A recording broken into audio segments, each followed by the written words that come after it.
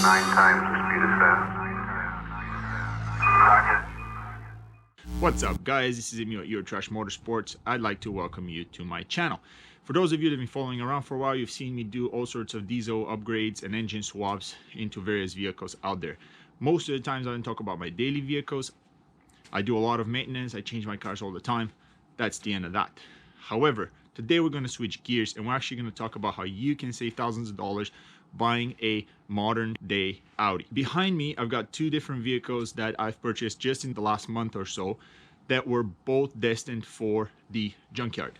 Both of these cars had engine damage that was estimated thousands of dollars at pretty much any shop that you're going to visit, and I managed to fix those up pretty quick. So today we're going to talk about some of the common issues with these particular vehicles and how you can go about fixing them yourself, saving yourself thousands of dollars. This is going to be a two-part video series. One part is going to deal with the V6 engine that Audi has, and the second part is going to deal with the 2-liter turbo engine that Audi has.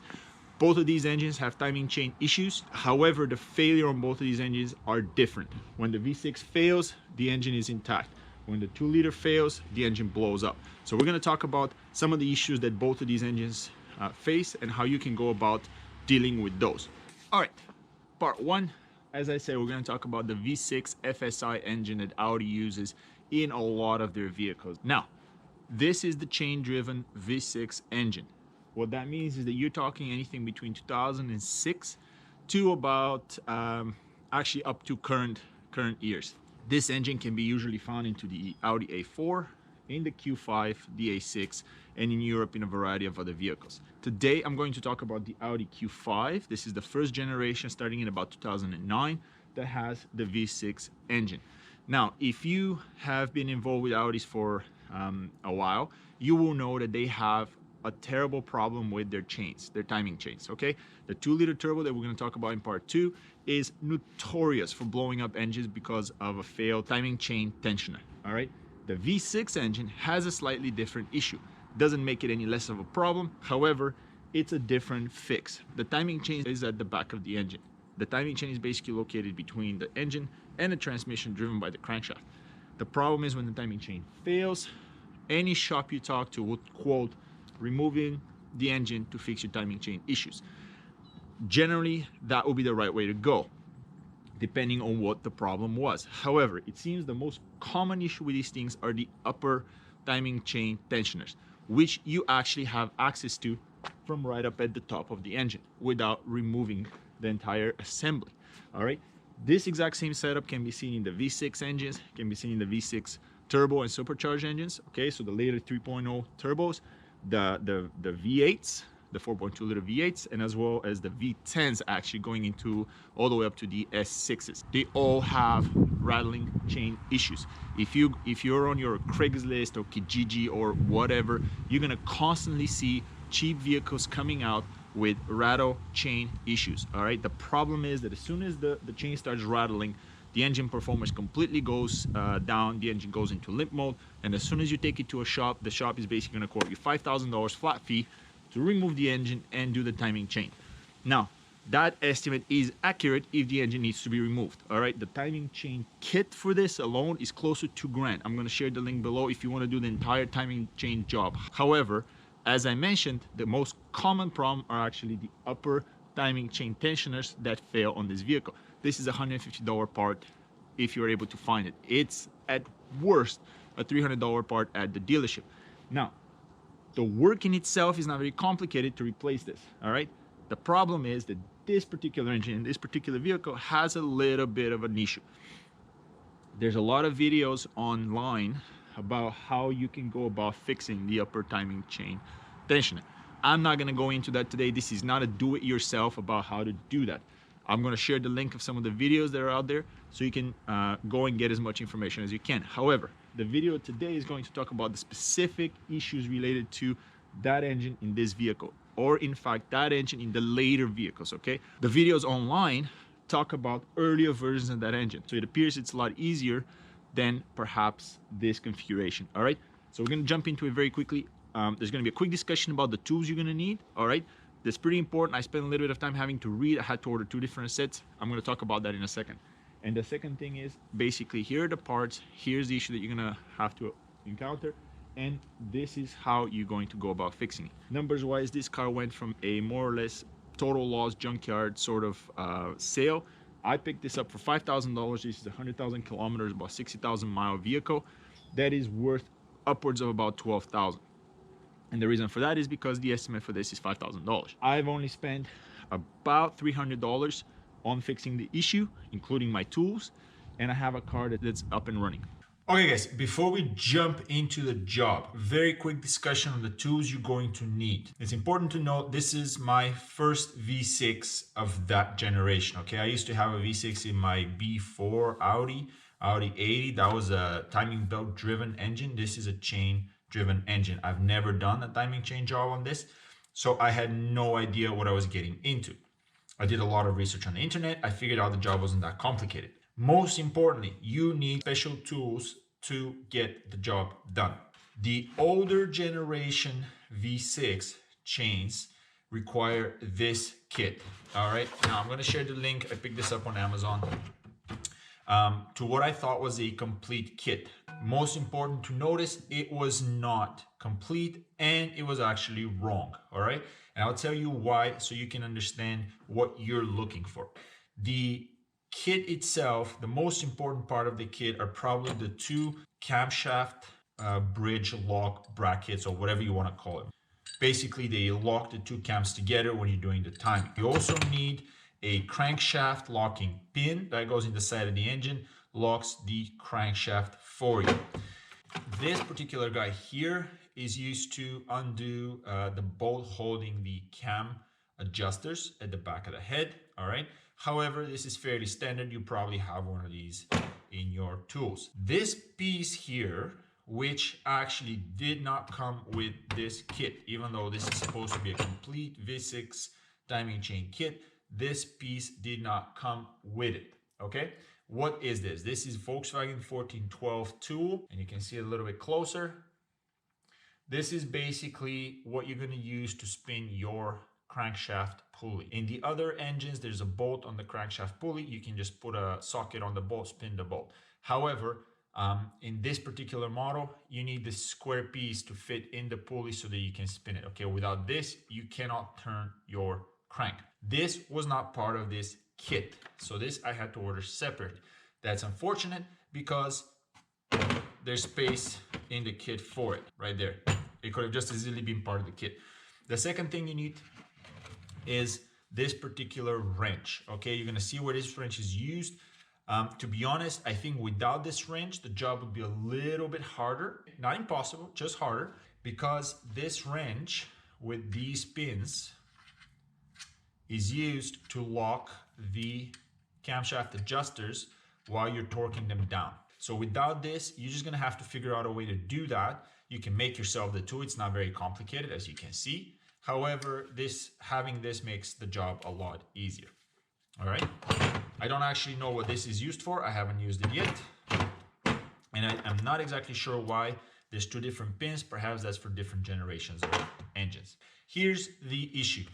These brackets are actually wrong for the generation of V6 that I was fixing in the Q5. You're gonna see this bracket is more or less symmetrical on both sides. That means that where the bolts fit in the two cams is in the exact same spot. That's not the case for this V6 engine. So later I found out I actually had to go and get a different kit. So you're gonna see the difference between the two brackets. These two are offset. So the one you need is the offset for a more modern V6, V8, whatever engine you're working on. This is not gonna fit. So this must be for an older generation V6s. I'd love to see some comments below if somebody's actually done this job and they know exactly which engines are meant. These brackets are meant for which engines and which engines are meant for this bracket. But I bought this kit as it was advertised for a V6 timing chain job.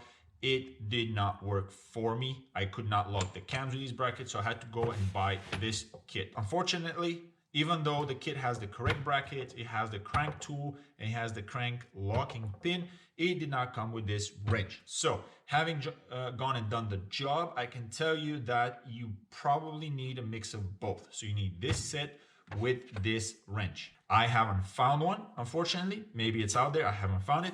I didn't really lose a lot of money on these tools. This was about 60 bucks. This was about $100. This was available on Amazon pretty much right away. This one had to come in from China probably.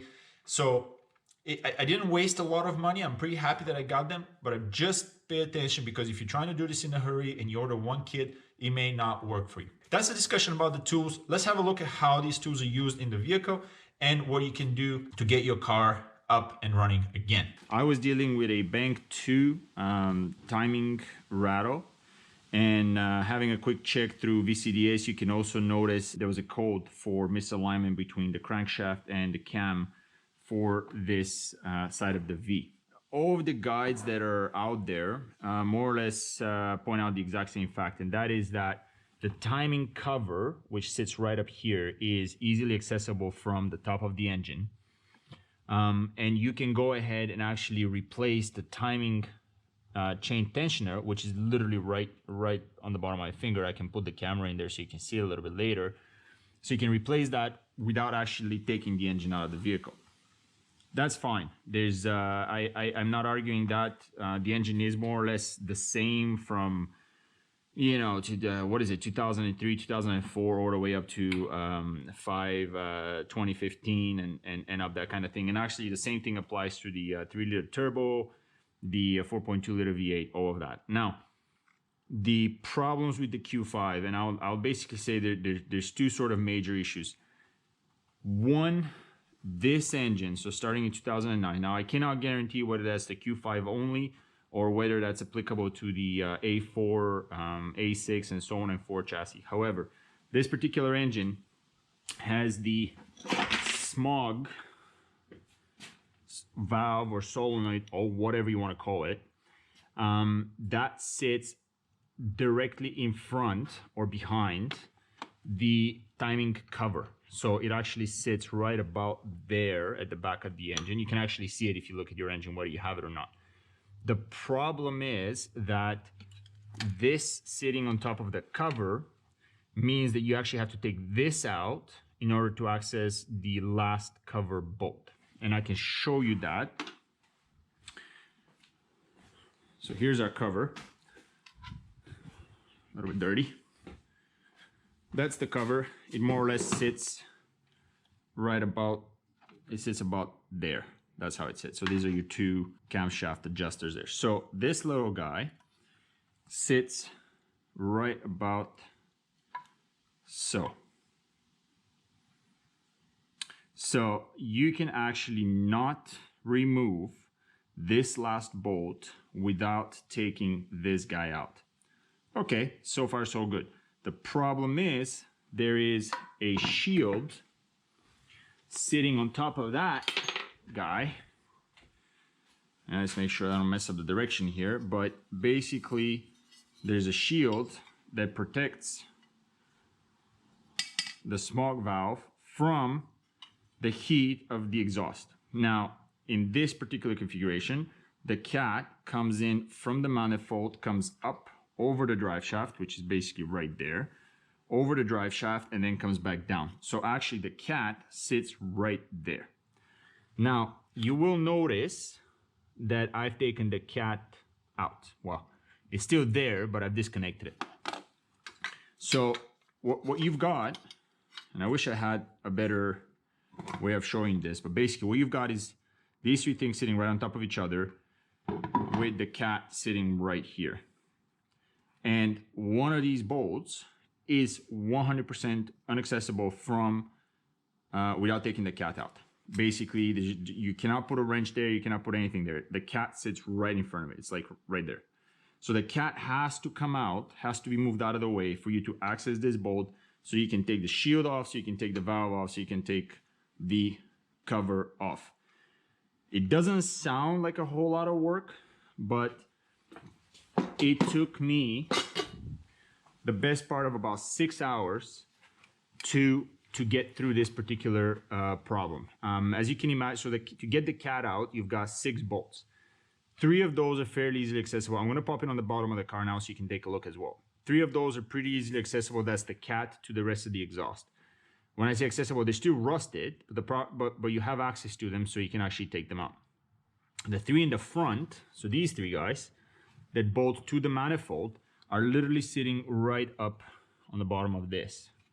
So you've got about yay distance to cover from where you have access to it with your hands to basically reach in and undo these bolts. And as you can imagine, and I don't know if I have these nuts anywhere. No, that's not it. As you can imagine, these are completely rusted. So this is an original exhaust vehicle. So this is 100,000 kilometers, 10 years old. These bolts are completely rusted. So the moment you strip one of these nuts, you're done for. There's absolutely no way you can get a tool in there to get one out, or remove it or restart it, or whatever the case is. So basically, and this is probably why it took so long, because I was trying not to strip them. So I was using extractor bits. I was using all sorts of stuff. The other problem is you don't really have any space to put heat on it. Normally when you're dealing with this, you would put a lot of, you get a torch in there and heat these up and get them out. There's no space. So my torch is about yay long, and I was barely getting to it because of everything and how everything is really, really tight. So big issue. If you do decide to tackle this job, you have to make sure that you factor an extra 5-6 hours just to get to the cover, right? So this is just in addition to all the rest of the videos and all the rest of the guys that you have, because they simply don't have to deal with this. So the rest of the videos, this cover is easily accessible. There's no smoke valve. The cat stays in place. You don't have to touch any of that stuff. In this configuration, I suspect probably in the A6 and the A4, anything past 2009, you're gonna have to do that. So that's your one major issue. We're at the bottom of the car here. There's your oil pan there. Fairly straightforward. I think most of you will recognize this layout. This right here is the oil cooler, which is generally attached to the side of the oil pan like so. The problem is that with that cooler in place, you can see right there, you have absolutely no way of reaching inside to put the pin in. Now, I've taken the sway bar out of the way. You can see it is disconnected. But even with that, because of where the oil cooler sits, you cannot put your hand inside there. It's just impossible. That said, this is where the pin has to go. So if we pull this out of the way, let's get some light in here. So if we pull this out of the way, you can actually see the pin has to go right in the back there. All right, so that's your AC compressor right up at the top, but you can see where the rubber plug is on the block right there.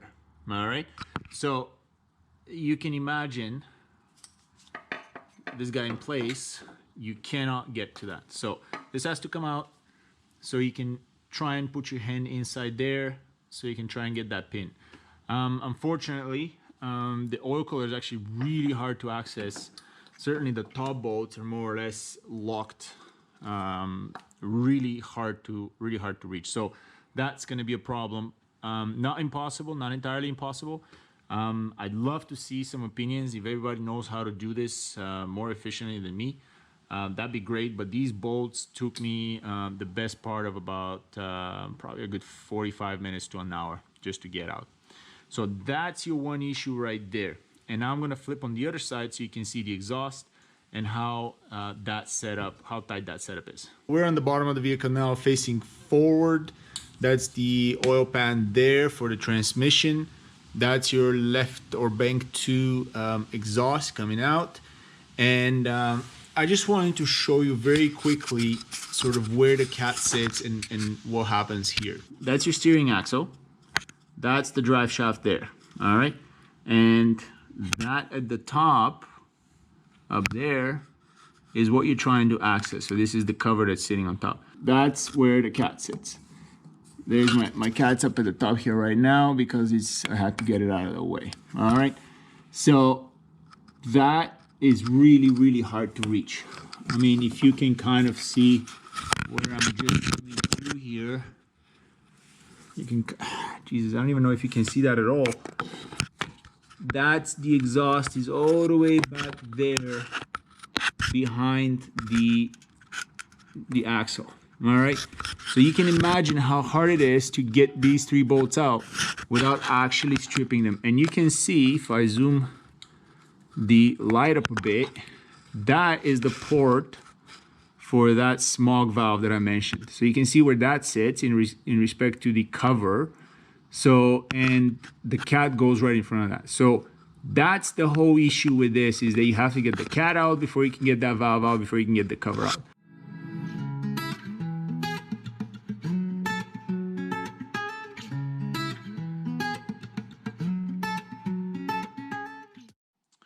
All right, just before I go ahead and take the cam adjusters, quite important, you obviously have to lock the cam somehow in order to be able to take out the bolt that's in the back using this guy here.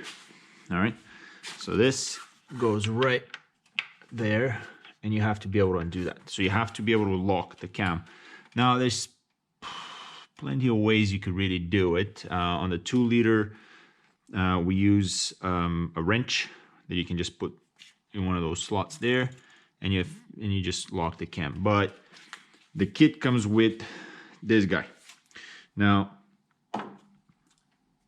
these 2 pins will fit into these slots. Okay, you've got 4 of these. There's 4 bolts on the cam. So it goes like this. And you can see, if I try to right now, I can try and move the cam adjuster along with the cam. Now, one thing to note, this is adjustable, and depending on which side of the wrench you put your 2 pins on, whether it's on this side or on this side, will just set whether you're trying to loosen or tighten these cams. In other words, I'm putting in right now, I'm going to be undoing the bolt, which means I have to go in the opposite direction, which will just keep closing my wrench. However, if I had the pins the other way around and I try to do that, it will just open the wrench up. So you can only use it in one way. So the idea here is that you put your wrench like so, adjust it so it fits right into your spots like this. So now I can hold it here and undo my my bolt. All right, guys, moment of truth. So the second one is going to be a little bit harder down below. However, on the first one, install your wrench, get your second wrench, and pray.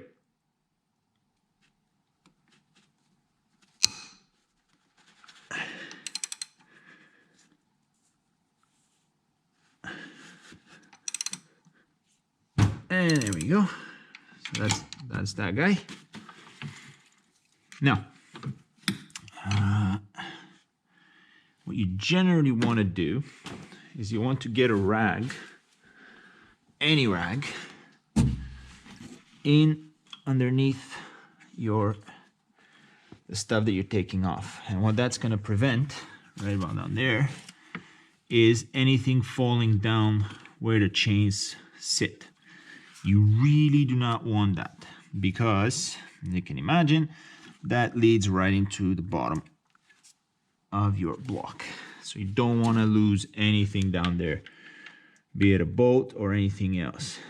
There goes the first guy.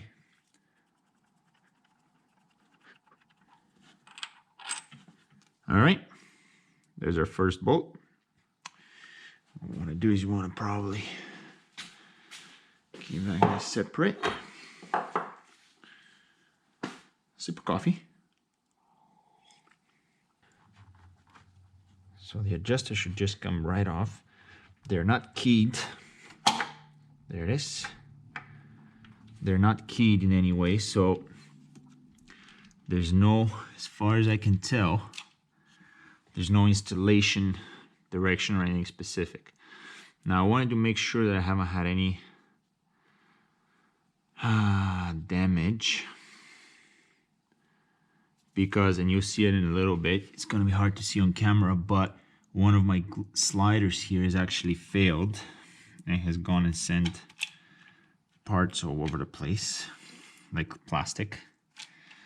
So hopefully it has not caused any significant damage. Now, I can see some chain marks here, but overall, after a quick wash, this looks like it'll be all right. Now, important to notice, I don't know if you can see it on camera here, but this says intake. All right, they're different, so you can't really get them wrong. Don't worry about it too much. But they are also marked. I didn't know that was the case, but they are marked. So let's get this guy out of the way. Keep him together with his own bolt. As far as I know, the bolts don't need to be replaced. More coffee. So what I've just done is I've gone and disconnected the intake and exhaust cams from each other. All right. You also notice that as soon as I did that, the exhaust cam actually went and aligned itself up already. So I think what happened was the chain just kind of spun out. Once the tension was removed from both of them, the chain just kind of spun out and kind of the exhaust cam kind of freed itself up. As soon as I took the first adjuster off, the cam spun out enough that it allows me to actually put my wrench in place. All right, so that means that I can now get my torque wrench inside. And actually, I'm not sure if you guys can see all of that. All right, we can try and turn this line down this way. Try and get the wrench inside there. And there we go. So once again, put everything in place and pray.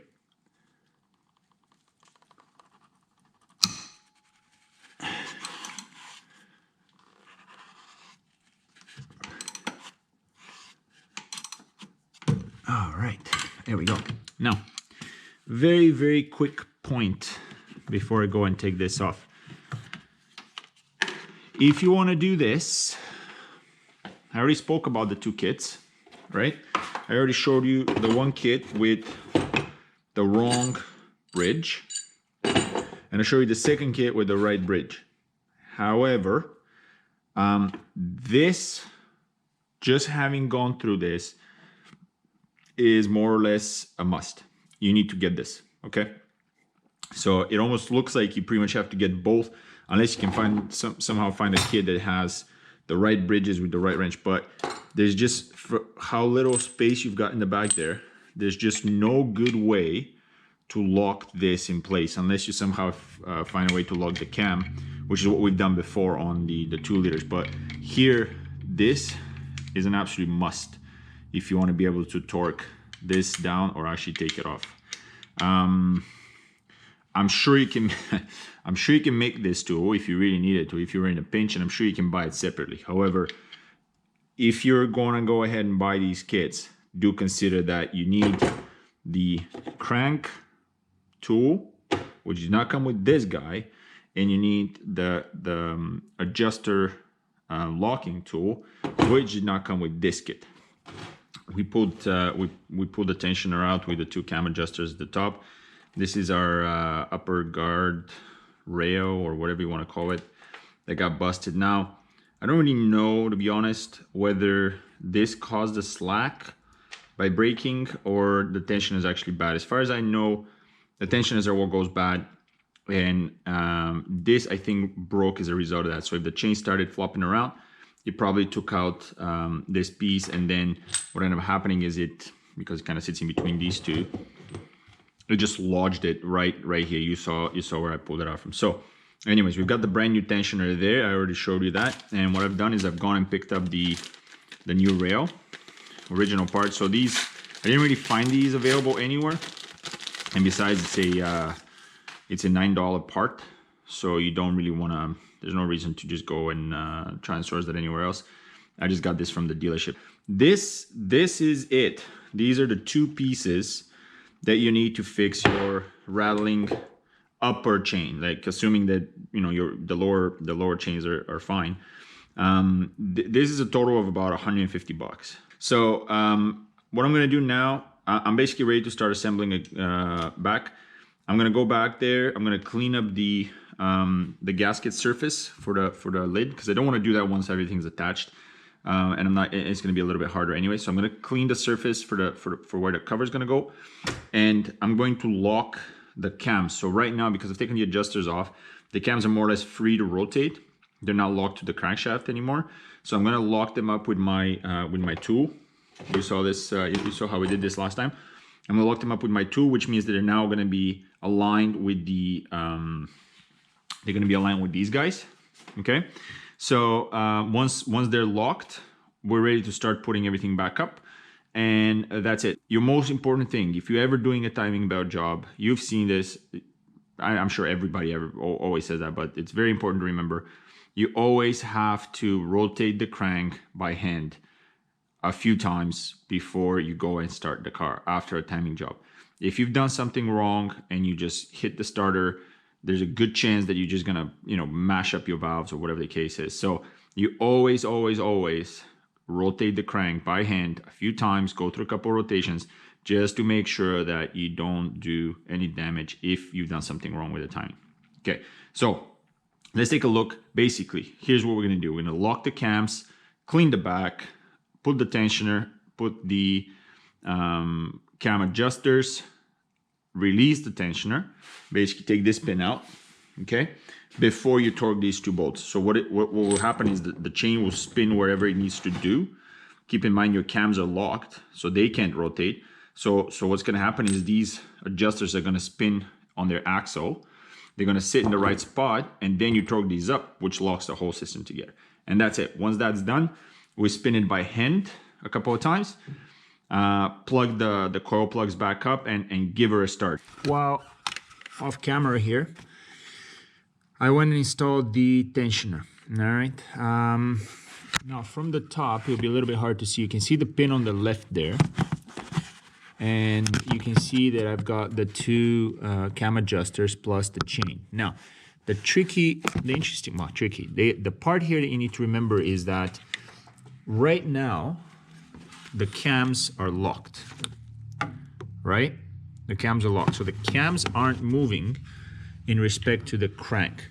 The chain is free right now, okay, because the pin is still inside. The adjusters are free to rotate in respect to each other, all right? So the actual procedure here calls for, once you get the adjusters in, the tensioners in, okay, pin still in, so there's no tension on the chain. Right now, the next step, you get the bolts in, but you don't torque them, right? So these things are still fairly loose. So the idea here is that you're gonna pull the pin, boop, the tensioner is gonna open, it's gonna tension the chain, and what it's gonna do is it's gonna spin these things up relative to each other, okay? It's gonna spin these things up relative to each other, and it's going to set them wherever the chain is has tension on it, all right?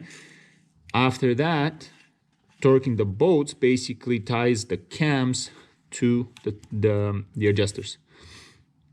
So it's pretty straightforward because, these things are not set in any particular position, right? They're free to rotate around the cams right now. So when the chain goes tense, you can, they're gonna do whatever they're gonna do, okay? And that's it, really. So pull the pin, torque the bolts holding the adjusters to the cams, and that should be it. Once that's done, we're gonna take the locking brackets off, okay, and we're gonna spin the engine all the way around a couple of times. Let me see if I can get you a better view from the backside here. Put the camera in there. All right, there we go.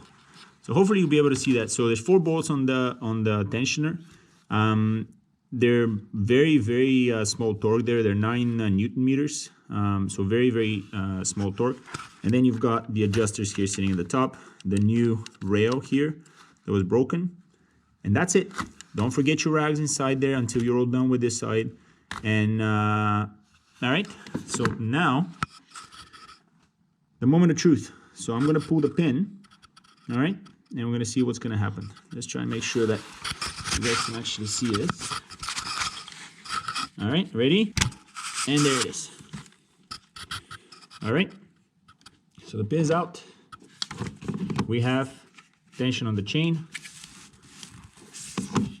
All right, the chain is no longer loose. The adjusters have gone to wherever they're going to go to. All right, relative to each other. And now we just need to torque the bolts.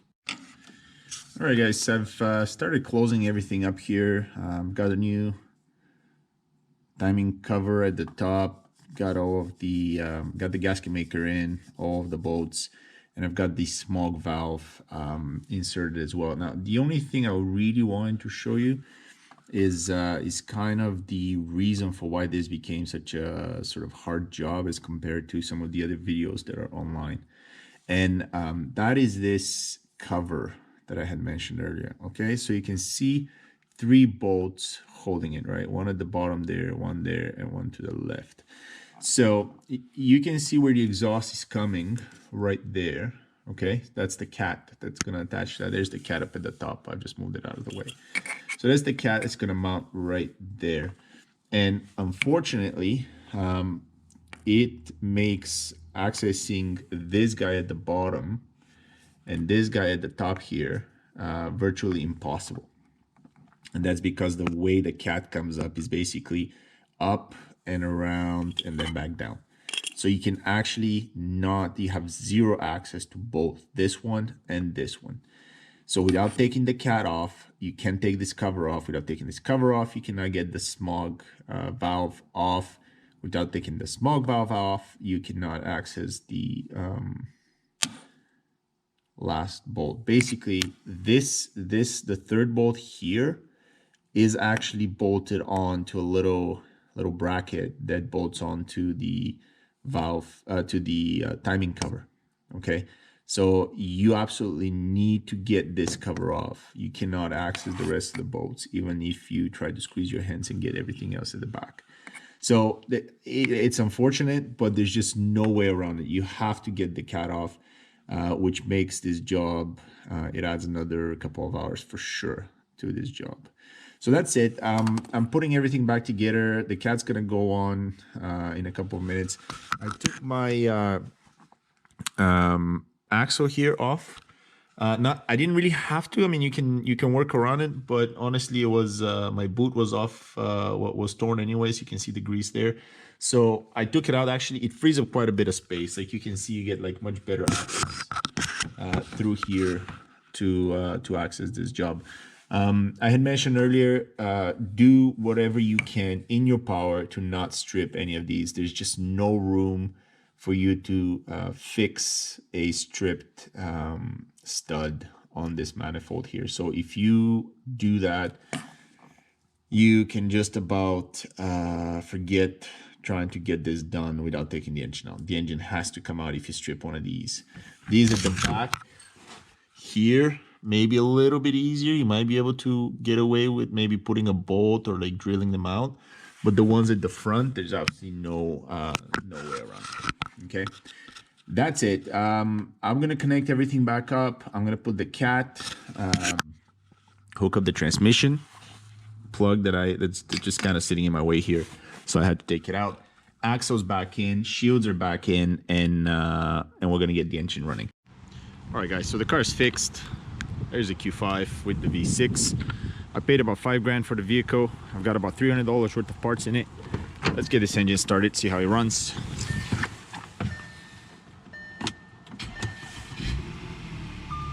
That is a nice smooth motor. It runs really well. The wife's really happy. This thing's making a lot of noises. There we go. This is a nice motor. I'm really happy with the final result. Okay guys, thanks for joining me. We fixed the engine up with about $300. The car runs, the wife's happy. I think I'm going to keep this vehicle for quite a while. The Q5 is actually quite comfortable, and that's a very smooth engine. If you like what you saw, hit the thumbs up. If you want to see more, click the subscribe button, and thank you so much for joining me on this episode. See you next time.